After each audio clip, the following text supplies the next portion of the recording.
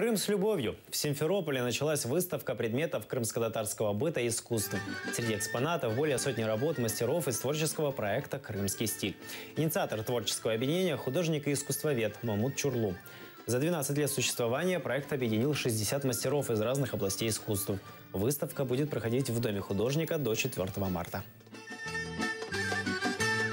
Мы присутствуем при историческом процессе возрождения и развития крымско-татарской культуры, культуры коренного народа на полуострове. И мы формируем будущее.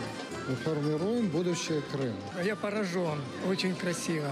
Очень красиво. Я как бы в искусстве таком ничего не понимаю, но просто посмотреть. В Бахчисарае очень много таких дверей входных, да, во двор крымско-татарский.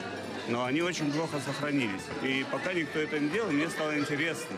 И вот я сделал, мне очень нравится результат.